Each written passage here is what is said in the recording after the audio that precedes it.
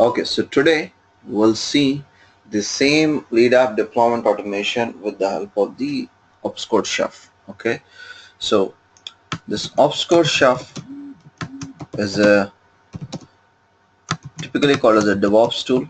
Okay, a DevOps tool nothing but which automates your typical entire configuration and deployment management. Okay, so you perform the deployment with the help of the shell script as well. But the thing is, with the help of the shell script, right? Okay, you cannot extensively automate the deployment. Okay, and also when the number of servers are increasing, okay, when the number of configurations are increasing, it's going to be really difficult to manage the script. Okay, so that's where you may need an enterprise tool or enterprise framework to manage it. Simple replica of it is, see, let me give you one example to understand, to have a better understanding. Tell me one thing, you have 50,000 records, okay, and it just keep growing. So will you recommend a Excel sheet to store it or a database to store it, right? So Excel sheet is a kind of a temporary thing, okay. For few things it may work, but if you wanted to have a permanent storage and a proper management of the data, okay, so you may go for the database kind of a frameworks. Okay, so same concept here.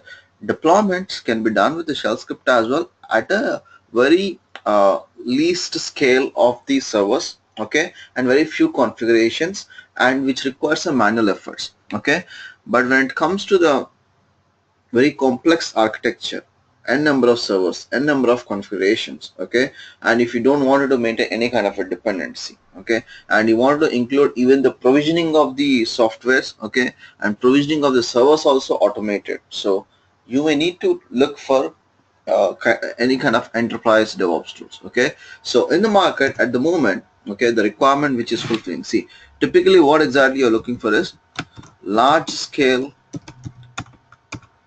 deployments, okay, large scale configuration management, okay, and PaaS layer, okay, platform as a software, which is nothing but, see, if you look at the your shell scripting deployment, okay, before writing a script, you remember, you install the Tomcat, you install the Java, you install the MySQL. So this layer we call as a PaaS layer, platform as a software. Okay, so let me put it in a diagrammatical way, then you'll understand much better. So think about, guys, this is what your server. Okay, so the first layer will be your operating system. Am I right? In a node, this is what your operating system, right? Then on top of it, you will be having a PaaS layer, platform layer. Okay, so this will be typically your JVM, okay, or database, right? On top of it, you may have a web server or application server. Okay, so that can be a web server, or it can be application server, like Tomcat, WebLogic and all. Okay, right? Now, then on top of it, your application coming into the picture, application, right? So with the help of the shell script, okay, so if you look at, assume this is what the shell script solution. So with the help of this, you can automate only the deployment of this part. That's it. Okay, you cannot automate the deployment. You cannot automate the, all the rest of the systems. But with the help of the DevOps tools, okay, with the help of the DevOps tools, like our enterprise DevOps tools, okay, what you can do it, you can, okay, automate the application, you can automate the PaaS layer. Okay, these two are called as PaaS layer. See, if you still want to, move into a kind of a very sophisticated and provisioning model, you can do the operating system provisioning as well. Okay, guys, in this training, I'm not training you the operating system provisioning, because I don't have any kind of a VMware virtualization tools with me. Okay, so what I can do it with the help of the provisioning stuff. Okay, so I can show you this part automation, these three.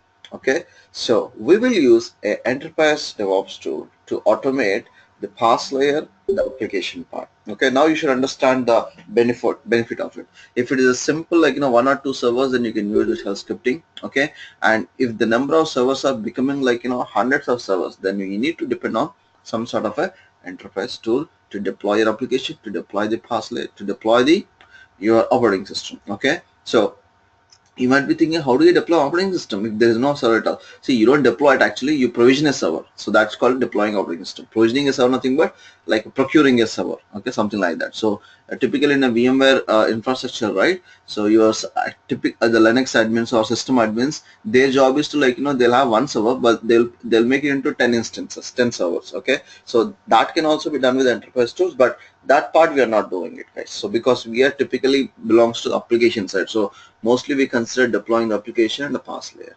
Okay, so let's see pass layer automation.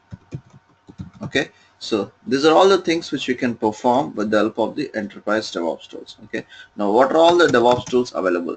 Okay, the Chef is the most popular in the market. Then the next position is given to the Puppet. Then the next is given to Ansible. Okay, and there is one more is the Blood Logic. Okay, then Xavier Labs, Deploy it. Okay, Octopus for especially for the .NET. Okay, and so on. There are many are there. If you want, you can look into it. There is one more is the Rundeck. This is also a good one. Okay, so you can look into the any of these tools. Okay, so the guy who is coming up with this kind of a role, a DevOps engineer or a build and deployment engineer, he should be aware of one of the scripting. At the same time, he should be aware of one of the DevOps tool. Okay, so as I said in the beginning of the introduction of this session, we will be going through one of the DevOps tool, and that is going to be the Chef. Okay, so I hope you understand the purpose of the Chef now. This is again to automate your deployments. Like whatever you did to the shell scripting, right? The same thing you are supposed to do with the Chef as well. Okay, so before performing that automation, deployment automation with the Chef, okay, first and foremost, we'll see some introduction about the Chef, okay, and its architecture and its installation. So once its entire infrastructure, everything is ready, then we'll see some basics of it, okay, how the Chef works and all. And once you get to know in and out about the scripting, see, simple thing, when did you wrote the deployment automation script? Once you learn the shell scripting, right? Once you know the Linux, once you know the shell scripting, then you written the script. Okay, so similarly, to automate your deployment with the Chef, you should know the basics of the how it works, okay, the introduction of the Chef, okay, and its architecture, okay, and the installation setup. Okay, so once you know these things, then you can proceed further. Okay, so let me give you some introduction about the Chef. So this is I'm not saying it's a completely new, but once this continuous integration, continuous delivery came into the picture, mostly from last 6 years, okay, it was pretty popular. Okay, the Chef DevOps tool, then Puppet as well. Okay, that is also another one. So both are most popular tools, and most of the people use the Chef actually, which I mean, as per my experience and as per, like, my knowledge, I've seen the most penetration of the Chef, penetration of the DevOps to the Chef. So this is there in the industry from last more than 6 years. Okay, and it's not an open source one. Okay, it's a proprietary, nothing but you have to pay for the license, proprietary. Okay, but the thing is, you might be thinking, then how can I get a license to play around? Okay, so to play around, what they are doing it, so uh, they will give you product freely. Okay, product freely for 20 instances. You don't understand, I mean 20 nodes actually, instance and nodes. Okay, you don't understand what even we node and instance at this point of time, but remember, 20 nodes nothing but for 20 servers deployment they'll give it to you. If in your company you have, like, 40 servers, you cannot make use of the free one. Okay, you have to go for the paid one. Okay, so there is a paid account is also there.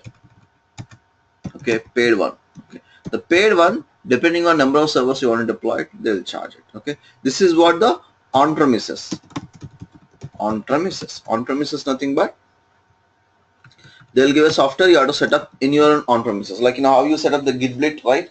How you set up the Jenkins. So that, see, the same Chef is available in the cloud as well, just like a Bitbucket, GitHub and all, like, how the Git is available. So they don't give any product for freely. Okay, you can make use of the cloud one. Okay, and you can make use of the cloud one freely for 5 servers, 5 nodes, only for 5 nodes. Okay, if you want more, you have to pay. More nodes, pay. Pay for node wise. Okay. So this is how their commercials were defined. Okay. For us, I just need two nodes. Okay. And I can make use of a cloud or I can make use of the on-premises. Cloud is pretty easier, guys. Everything he will set up to you. Okay. You just start to ready, make use of it. So I'm not using the cloud at the moment. Okay. So for practice purpose, for getting the knowledge, you go for the on-premises. On-premises nothing but set up your own chef server. Okay. And then install it, configure it, write the cookbooks. Okay, all of them will see now. So first and foremost, so I'm going to use the on-premises one, guys. Okay, so let's try to download the thing and install it. So before installing it, you need to know architecture, how the chef is architecture. Okay, so let me give you some architecture overview of it. So chef will be defined in a 3 layers actually. Okay, so first and foremost, you will have something called chef server. This is called chef server.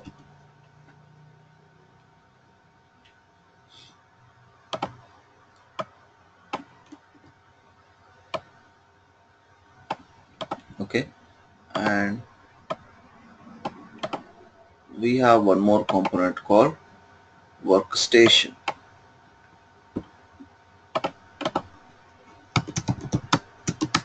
Workstation. Okay, remember the names, this is important.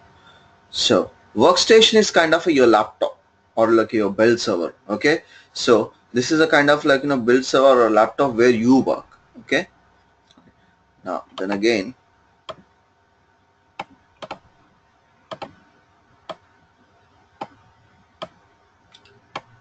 these are all your servers.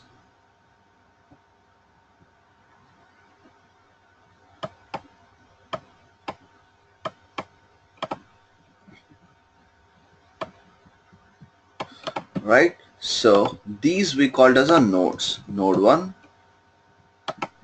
node 2,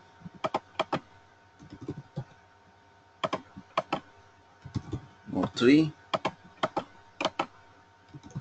node 4, blah blah blah blah. So now you should understand what exactly the license for node base. So if it is a free license on premises one, 20 nodes, nothing but your software, chef software will support 20 servers like this. Okay, right now 4 are there, so 4 it is okay. Okay, so if you want more than 20, right, if you want support for more than 20 servers, then you have to purchase the required license. Okay, now how it works, the communication happens like this. Okay, all these nodes will talk to your chef server.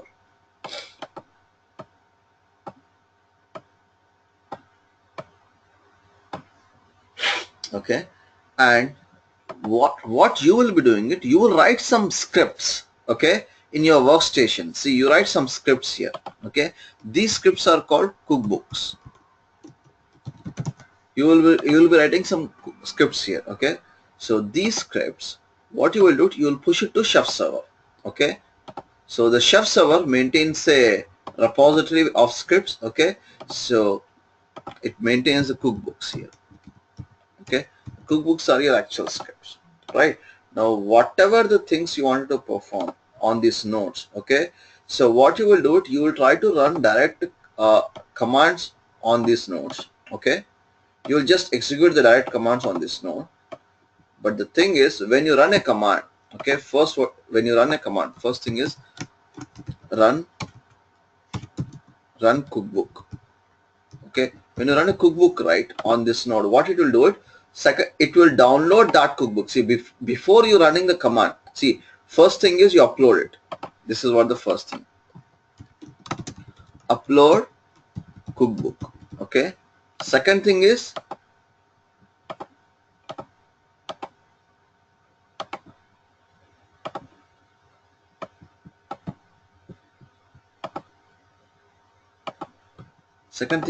run the cookbook. Okay, uploading and running you are doing from the workstation, guys. You are doing it from here. Okay, uploading and running. Now when you run the cookbook, right, what exactly happens on this is, this will invoke a small software in node which is called chef client. There is a small software which will be installed called Chef client, and this Chef client will be installed from your Chef server. Okay, from here it will install. Okay, so once the Chef client is installed here, see, it's not only on one node, all the nodes Chef client will install automatically. And the second job is to download cookbook from Chef server. Okay, so what it will do, it the same, see, whatever the execution you did, right, run cookbook, it will first install the Chef client from the Chef server and downloads the cookbook from the Chef server. Okay, and then finally third thing is executes cookbook. Okay, executing a cookbook, nothing but executing the script. So this is how it works, and all these three steps will be performed on each and every node. Guys, this architecture is really important. If you don't understand, ask me, because if you don't understand this, you don't understand anything after this session.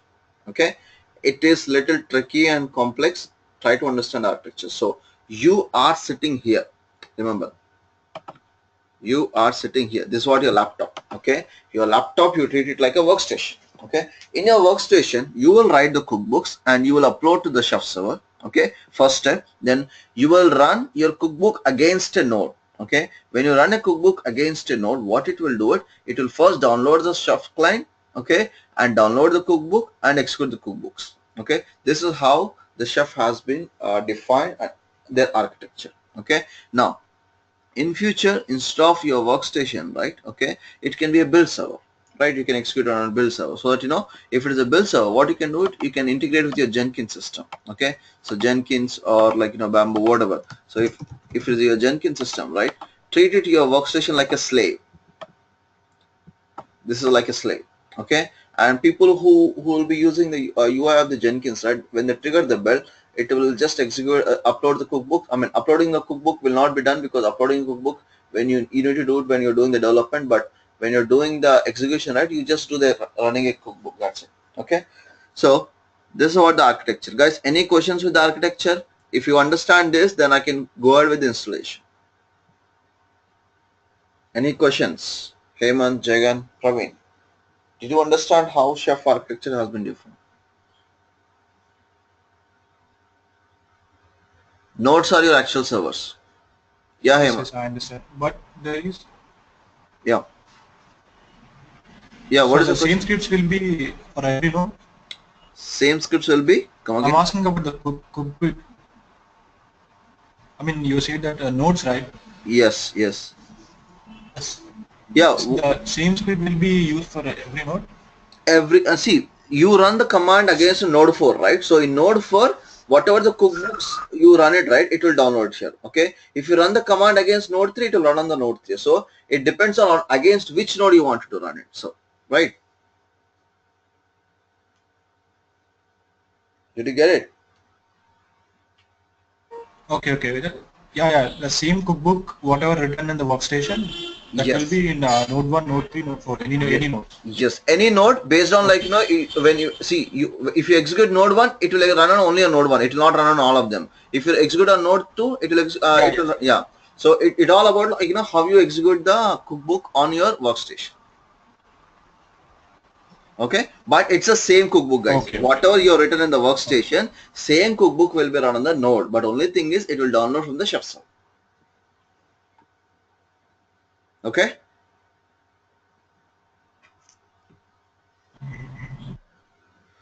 Fine. So if you understand this architecture, now this entire architecture, you need to bring it on your laptop. Okay. So for that, I would need three important components. Okay. I mean, three, I can divide this architecture into three components. One is, this is my first server. This is what my first server, which is what my workstation. Okay. And this is what my second server, okay, which is Chef server.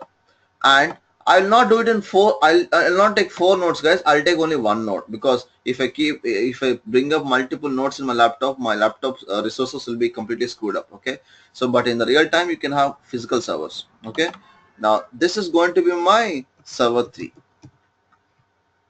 So to set up a chef environment, you would need at least three servers. Okay, one for workstation, one for server, one for the node. Okay, so among them, the most complex installation was the chef server, guys. Okay, so first set up the chef server. Okay, then we'll proceed with the rest of stuff. Okay. Now architecture has been done as part of the installation. So chef server unit is set up. Okay, chef workstation unit is set up. Okay, chef node unit is set up. Okay, so chef server first will set up. Okay. So for chef server, we'll take one of our Linux instances and make sure for chef server at least you have 1 GB RAM in your server. Okay, so I'm just looking which server will be suitable for chef server. Okay, this seems to be good, guys. This pink screen if config. What is the IP address? 15.10. Okay, the IP address of this machine is 15.10. Now what I will do it, exit. Okay, which is VG September, right? Okay. Now I'll go to the VG September because I need to check the memory for that. Okay, VG September.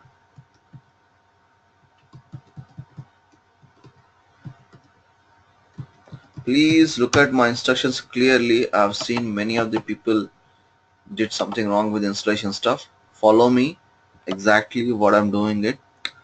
So IP is fine. I need to increase the memory, guys. Okay, in a vagrant file, you can increase the memory by uncommenting this config provider,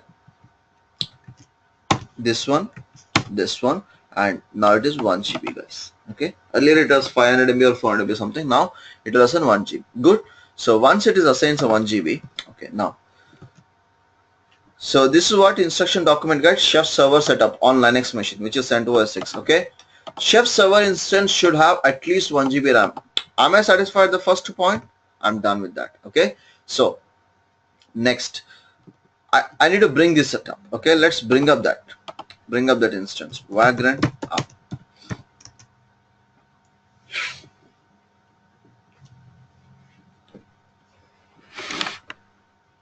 Not Vagrant up, guys. I need to do the Vagrant reload actually.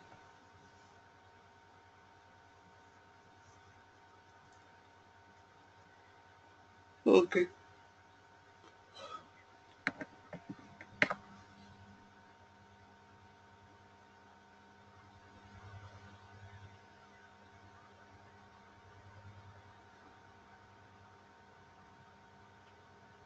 Okay, I'll do one thing. It's Vagrant reload. I need to do it. Not Vagrant up. If you do the reload, then only the memory configuration which you made it will reflect.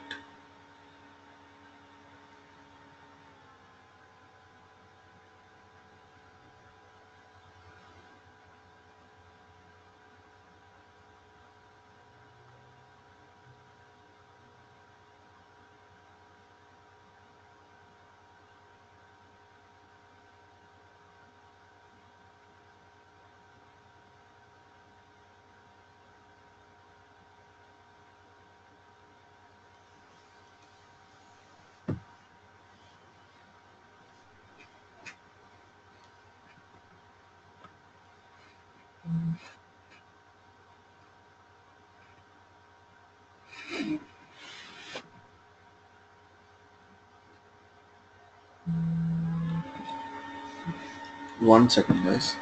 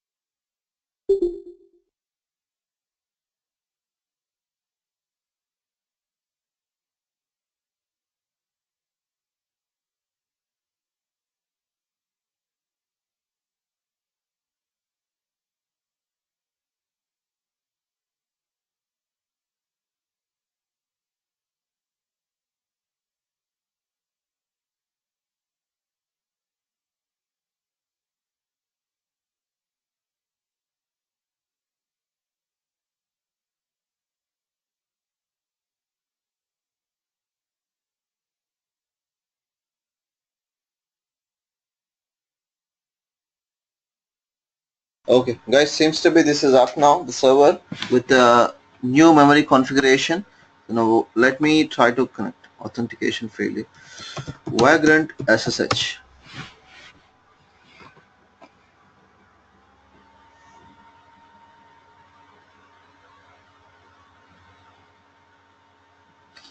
Vagrant ifconfig. What is the IP address? 1510, and look at the memory. Free minus M. Yes, 996 MB, nothing but 1 GB, right? It was not the same for earlier. If you wanted to check, you can check some other machine. Free minus M. Can you see this? Earlier default it will give you some 500 MB. Okay. Now for this instance I increase 1 GB because 1 GB without 1 GB it cannot install the chef server. Okay. Now increase the memory to my server. Now let me try to start installation. Okay. Follow this document absolutely, like, don't deviate. I mean, don't do anything by your own. Okay. Follow this document. Whatever is mentioned there, you just do it. Okay. I'm also doing the same thing. I'm not doing anything new. Whatever is mentioned here, I'm doing it. So in etc host should contain only one entry of IP address. So etc host, try to operate with a sudo etc host. It should be only one entry, it should be there. Okay, there are multiple entries are there. Okay, and that one entry I'm going to make it put it over there now. Okay, that entry will be your IP address, guys. Okay,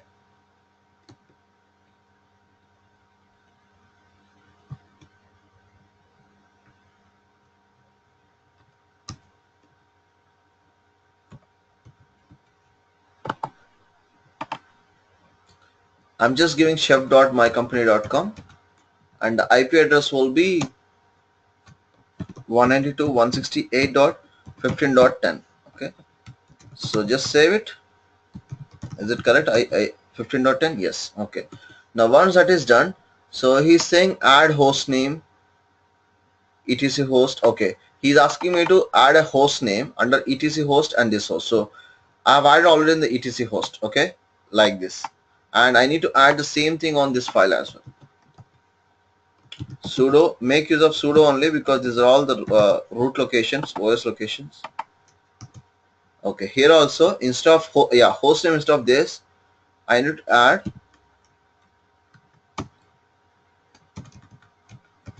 chef.mycompany.com. Typically it should be your company name. Okay,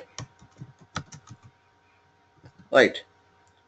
Next, host name, you just try to run this command. You must be a root. Okay, to change the host name you put a sudo here, guys. You put a sudo here,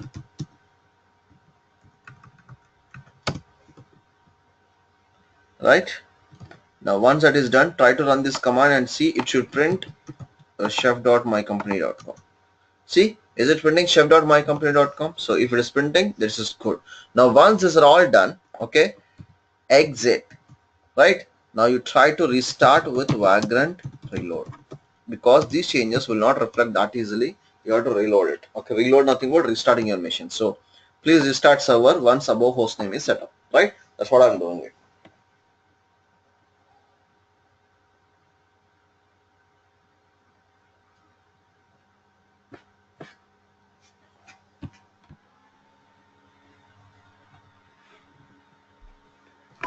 The steps you did is changing of host name, right, sir? Yes, you are right, changing of the hostname, because earlier the hostname is not the one which I gave it. So if you want, you can check it with other instance.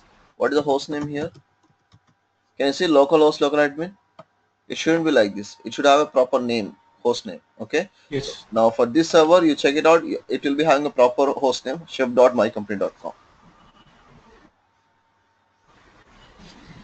Okay.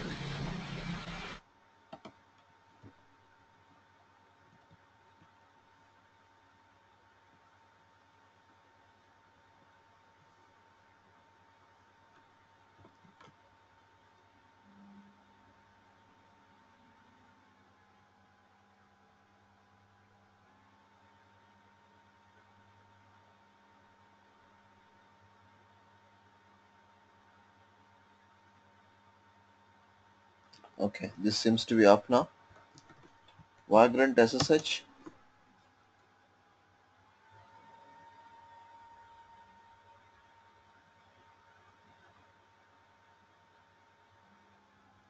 Vagrant.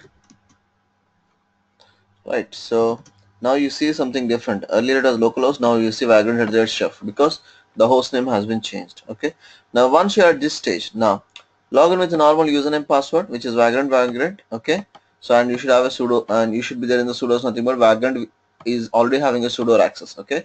Now download the chef server from this link, guys. Okay. So this link you can download the chef server, but right now to download that it takes more time. So what I did, I already downloaded this. Okay, in my softwares location I have that. So what is the file name? Chef. Okay, not this, guys. GNGV softwares chef. Okay, guys, can you see here? Chef hyphen server hyphen core. Chef hyphen server hyphen core. This is a file. Okay, you can download from here. So but for me I already downloaded. So what I will do it, I'll copy this file into the chef server. Okay, SCP from my desktop to that server. Okay, now vagrant at the rate 192.168.15.10.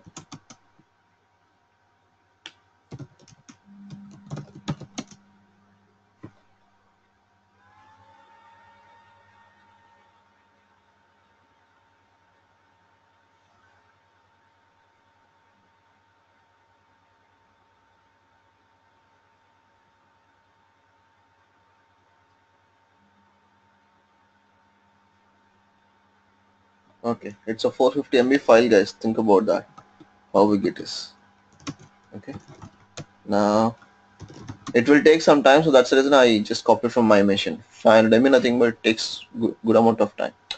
So now let's try to start, follow the document, don't do anything else. So once it is downloaded, you have to run this command. Just copy paste this command on your console where you copied the file. See, you have the file, right? So here you just run this. That's it. You wait for a while. It will take some time. So until it comes to your dollar prompt, you just keep quiet. Don't do anything else.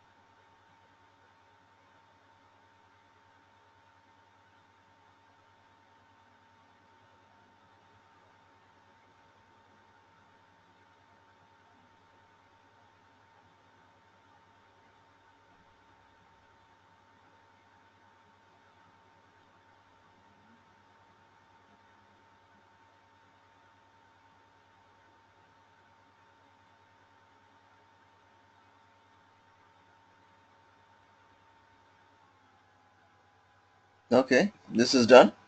Next, once that is done, you have to run the next command. Don't do anything else. You just copy paste it. Okay, now what exactly this command is? This will create a user account. So you need to create a user first. So with the same user, you will be logging in later. Okay, so the user creation command goes like this: sudo chef server control user create scm June. So you can give anything. Typically we will give a name, but I used to give the batch names here. So scm August, scm August. This is the first name, this is the last name, this is the username what you want to use it, this is the email ID, this is the password. Okay, and it's a pump file, it will create it here. Just copy.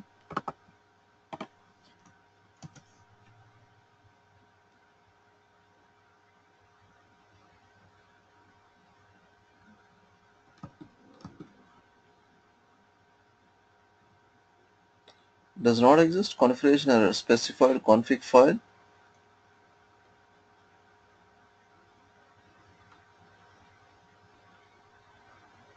Okay, something wrong.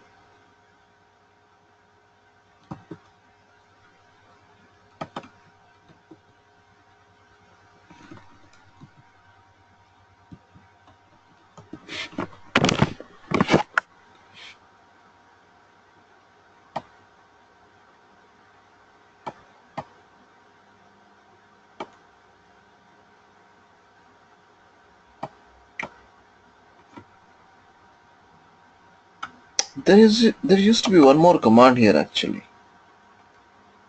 I think my steps are missing something. Here after this, there is a chef server control command used to be there. Let me check in any of the emails. Maybe I would have corrupted this. Chef installation.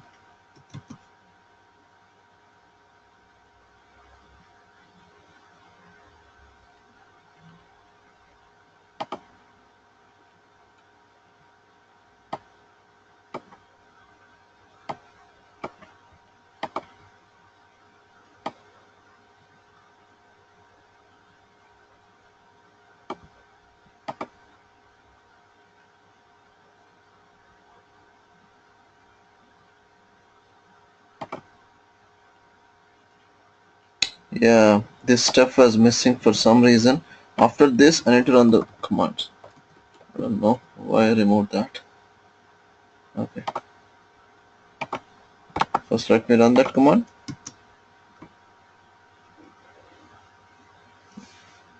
So this will actually start your chef server. Chef server control reconfigure.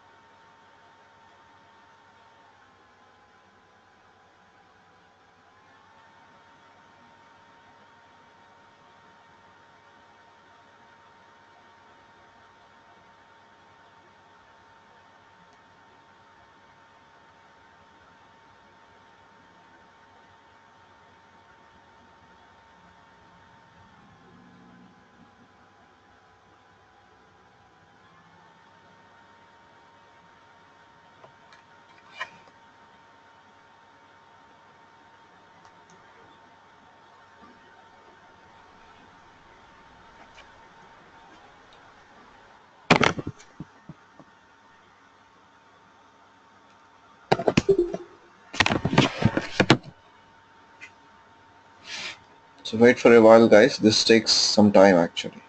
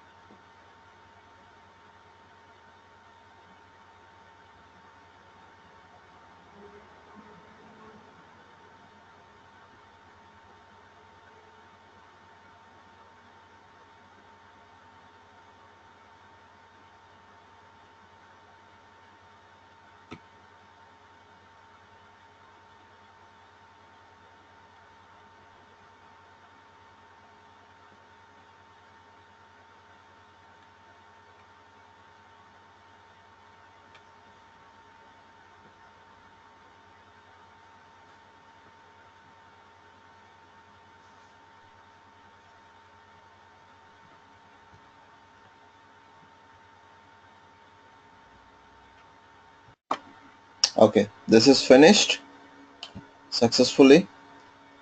Cannot specify both something no. Should server reconfigure.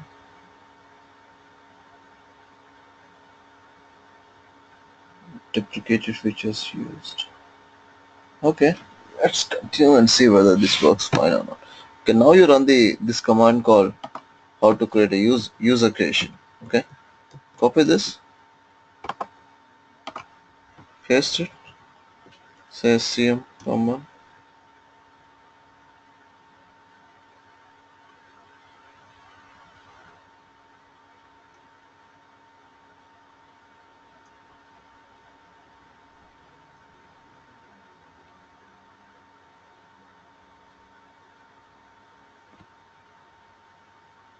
Okay, now it is done. Now once it is done, you have to create an organization ID as well. Okay, so typically we will give the company name only here. Organization create and your organization ID name DevOps May. Okay, you can give anything, some good name. Association. Now you need to see to have an account, right? The account should have organization ID. So the account which you created is SCM August. Okay, now that account you need to mention here. SCM June was there, August. Okay, now file name SCM violator. Yeah, you just copy this, paste it.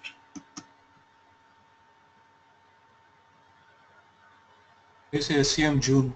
Where is it? In that line. Where is it? The June. Okay. Second line, SCM June and Okay. validator. Yeah, that should be fine actually. I mean, it's a file name, right? So no problem with that.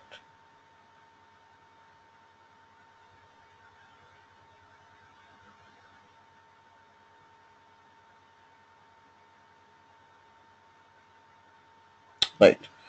Now once it is done, now install actually now what you install, you install the framework of the chef server, okay, not the UI component. Okay, now to install the UI component you have to download one more RPM file. Okay, so that you can do with yum update these stuff as well, but instead of this what I would recommend is, oh, it seems to be okay, I think these will work. I tried these things. Try this in case if you don't find ops code manager.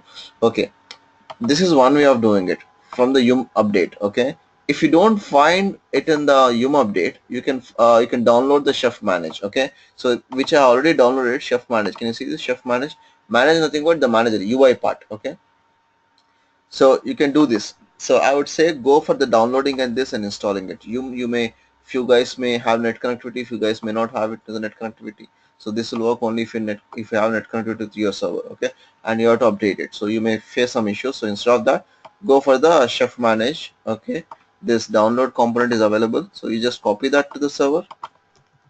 Okay, and install it.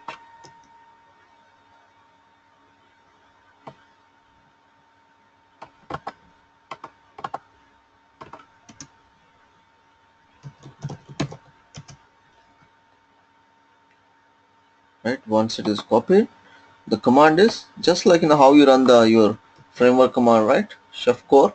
Similarly, this command, copy paste, sudo. What happened? Sorry, I had to run in the other window here.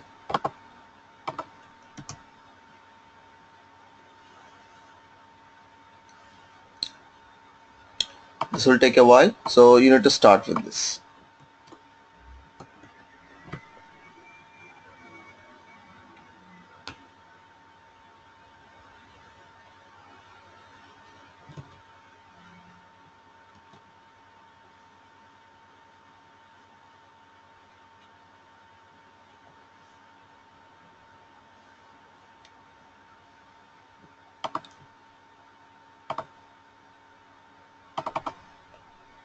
So in softwares, I'll try to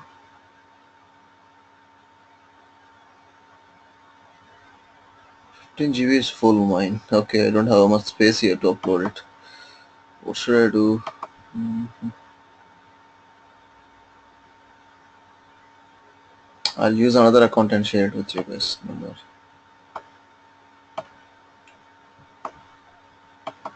You can download from internet as well, but I'll just upload it to make your life easier.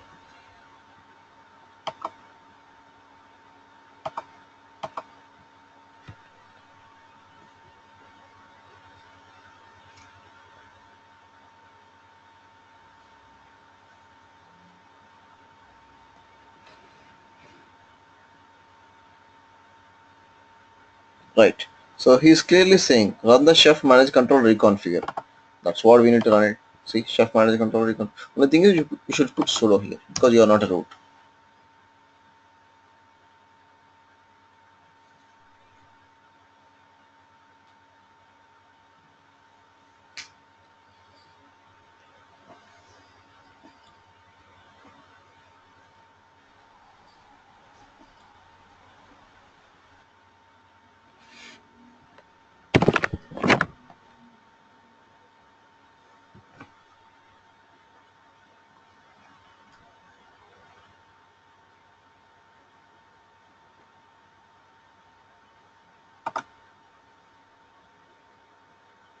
So once this command is completed, your chef server installation has been completed. Okay. Verify the chef server is running or not. So you have to verify your chef server whether it is running or not with the help of this URL. Okay. Now you might be thinking, how come this DNS will work? Okay. DNS nothing but this chef.mycompany.com. That will not work actually. Okay. So to make this work in your Windows machine, okay, you have to do something. That's something you have to change. See, it will not work actually. It says like a site cannot be found. Okay. Now what you're supposed to do it, not bad. You can use the IP address here instead of that. Okay. But I'm just saying, like, if you want to make use of the DNS, you should add this entry in the etc host. Okay. Notepad, not notepad, notepad, run as administrator.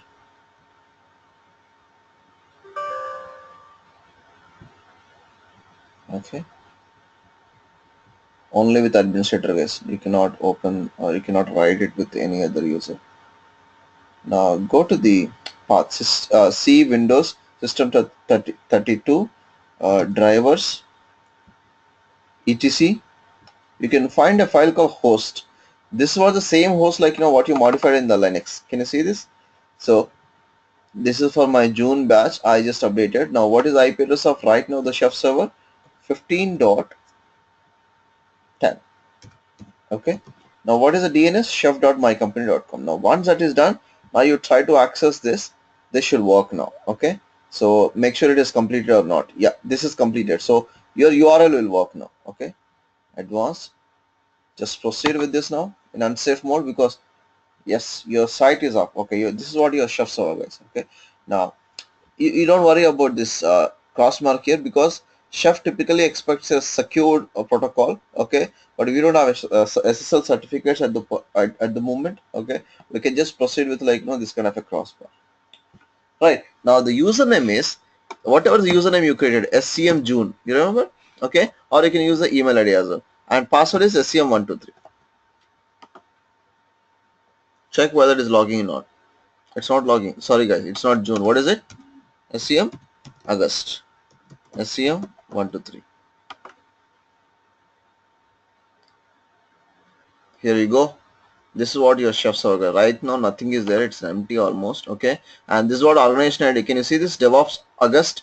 This is what organization ID which you created. Okay, and when it comes to the users, you have only a SCM August user, you don't have any other user. Okay, so and this is what the email ID. So see why we created this account and organization is that is a minimum one user it is required to log into your chef server. Okay, before you bring it up. Okay, so now in this architecture diagram, okay, we finished this part, chef server. Okay, the second part is completed. Right, now tomorrow we'll try to install a workstation and start some basics, guys. Okay, as I told you, it takes more time to set up the things. Okay, so the chef server itself will take one session for us. Okay, any questions still here? Did you find it easier to do?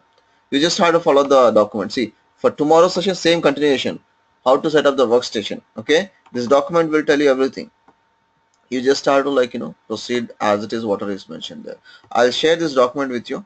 So can you able to do this, Hemant, Jagan? Is it easier? Yeah, yes, we can. Okay, fine.